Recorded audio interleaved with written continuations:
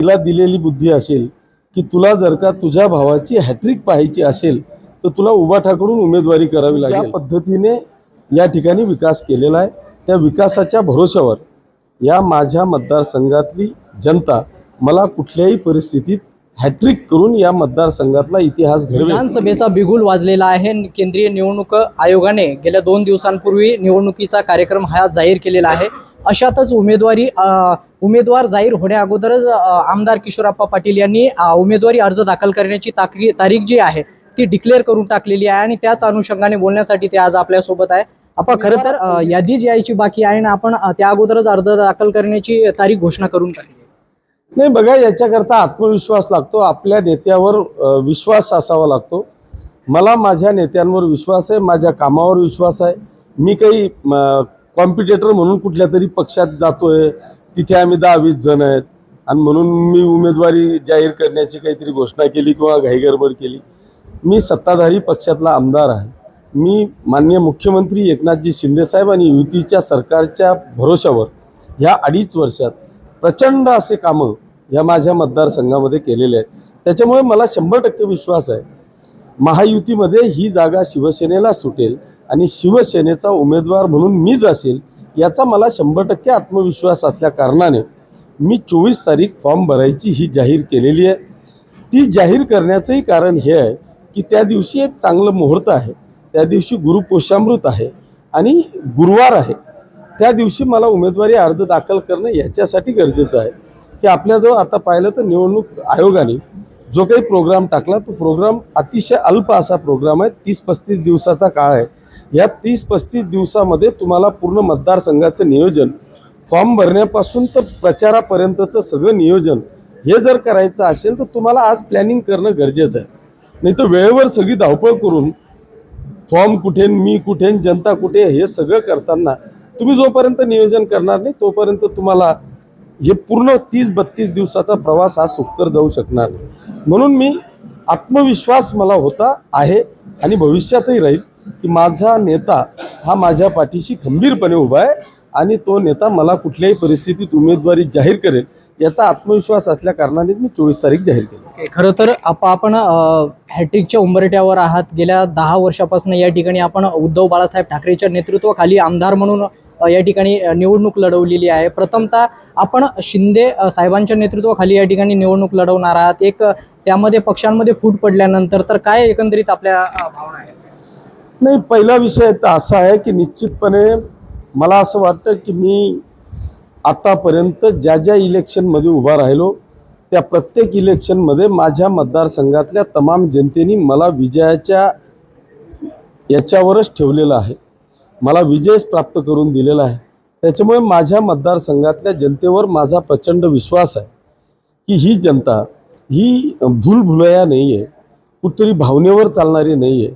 ही जनता बाप दाखवा नाही तर श्राद्ध करा, विकासाच्या पाठीमागे उभी राहणारी ही जनता आहे आणि मी समाधानी आहे की मी ज्या पद्धतीने या ठिकाणी विकास केलेला आहे त्या विकासाच्या भरोश्यावर या माझ्या मतदारसंघातली जनता मला कुठल्याही परिस्थितीत हॅट्रिक करून या मतदारसंघातला इतिहास घडवेल याचा मला 100% आत्मविश्वास। खरं तर आपण पक्षांमध्ये फूट पडल्यानंतर भाऊ आणि बहीण हे विभक्त झाले आणि आता प्रथमतः पहिल्यांदा 5व्या वर्षांना असा अनुभवता येणार आहे की भाऊ आणि बहिणीचं लढत या ठिकाणी रंगणार आहेत। काय एकंदरीत आपल्या नाही, हे काही महाराष्ट्रात नवीन नाही आहे। पंकजाताई आणि धनंजय मुंडे होते, अजितदादा आणि सुप्रियाताई होत्या, इकडे उद्धव साहेब आणि राज ठाकरे होते, आता मी आणि वैशुताई आहे। हे काही महाराष्ट्रात काहीतरी नवीन घडलं असं काही नाही आहे। त्याच्यामुळे मला उलट असं वाटतं की हे काहीतरी परमेश्वराच्याच तिला दिलेली बुद्धी असेल की तुला जर का तुझ्या भावाची हॅट्रिक पाहायची असेल तर तुला उबाठाकडून उमेदवारी करावी लागेल, अन्यथा त्याच्या हॅट्रिकमध्ये अडथळा निर्माण होऊ शकतो।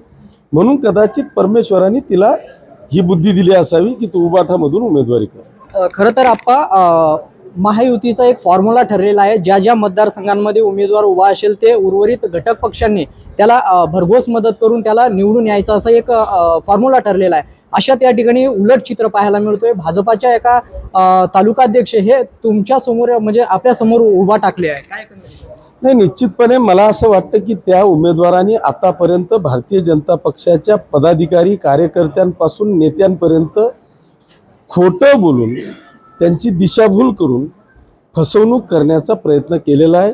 जो मागच्या टर्मला अपक्ष उमेदवारी करून त्यांनी ज्या पद्धतीने या मतदारसंघातल्या जनतेला खोटं बोलून वेगवेगळ्या पद्धतीच्या गुल्फ्या देऊन या मतदारसंघातल्या जनतेची फसवणूक केली, त्याच पद्धतीने त्यांनी भारतीय जनता पक्षाच्या वरिष्ठ नेत्यांची आणि कार्यकर्त्यांची प्रचंड अशी फसवणूक केलेली आहे. हे मला वाटतं आता भारतीय जनता पक्षाच्या सगळ्या कार्यकर्त्यांच्या लक्षात आलेलं आहे. त्याच्यामुळे आज जर का तुम्ही थोडंसं मतदारसंघात डोकावून पाहिलं तर भारतीय जनता पक्षाचा एकही कार्यकर्ता, एखाद दोन जर का सोडला, त्याची काहीतरी गोंगडी गुंतलेली असेल तोच, तेवढा जर का सोडला तर मला वाटतं तळागाळातला एकही भाजपचा कार्यकर्ता आजच्या तारखेत अमोल शिंदेच्या बरोबर नाही. हे एकदा तुम्ही मतदारसंघात फिरून बघा. त्याच्यामुळे मला विश्वास आहे की मागे काय झालं ते जाऊ द्या, पण ह्यावेळेस भारतीय जनता पक्ष आणि त्यांच्या सगळ्या विंग्स ह्या प्रामाणिकपणे माझ्यासोबत असतील याचा मला विश्वास आहे. त्यातल्या त्यात आज आणखी एक भर पडलेली आहे की भाजपचे प्रदेशाध्यक्ष आदरणीय बावनकुळे साहेब यांनी आजच स्टेटमेंट केलेलं आहे की शिवसेना, राष्ट्रवादी आणि भाजपची ही आपली महायुती झालेली आहे. या महायुतीतले घटक म्हणून जिथे जिथे शिवसेना आणि राष्ट्रवादीचे उमेदवार असतील त्या ठिकाणी सगळ्या भाजपच्या कार्यकर्त्यांनी प्रामाणिकपणे काम करून त्यांना विजयी करायचं, अशा पद्धतीचा विश्वास त्यांनी दिला, तसे आदेश कार्यकर्त्यांना दिलेला आहे. आणि शेवटी एकही म्हटलेलं आहे की ज्या कार्यकर्त्यांनी किंवा पदाधिकाऱ्यांनी याच्यात काम करण्याची हयगई केली त्याच्यावर निलंबनाची कार्यवाही करण्यात येईल, त्याची हकलपट्टी करण्यात येईल, अशा पद्धतीचं स्टेटमेंट मला वाटतं भाजपचे प्रदेशाध्यक्ष आदरणीय बावनकुळे साहेबांनी केलेलं आहे. त्याच्यामुळे आता माझी त्यांनाच विनंती आहे की जे आव्हान आपण केलेलं आहे त्याबद्दल तुमचं मनापासून अभिनंदन करतो, पण माझ्या तालुक्यात आपल्याच तालुका अध्यक्ष भाजपच्या व्यासपीठावर जाऊन स्वतः डिक्लेअर करतो की मी अपक्ष उमेदवारी करणार आहे. माझी विनंती फक्त एवढी आहे की त्याला थांबवा, असा माझा अजिबात आग्रह नाही. त्यांना लढू द्या, पण त्यांची तुम्ही केलेल्या विधानाप्रमाणे तात्काळ आजच्या आज त्याची हकलपट्टी करून भाजपला वरती आणणारा, भाजप सांभाळणारा, त्या विचारसरणीचा एखादा चांगला प्रामाणिक कार्यकर्ता की तो भाजपला पुढे नेण्याचा प्रयत्न करेल, अशा कार्यकर्त्याची तात्काळ नियुक्ती करून तो शिवसेना आणि राष्ट्रवादीच्या सोबत असेल अशी मी इच्छा व्यक्त करते. ओके, तर भाजपचे या ठिकाणचे जे तालुके अध्यक्ष आहेत ते खरं तर पक्षांसोबत फसवेगिरी करत आहे, फसवणूक करत आहे, अशा प्रकारचा आरोप या ठिकाणी किशोरप्पा पाटील यांनी द न्यूज किडाशी जुळून व्यक्त केला आहे.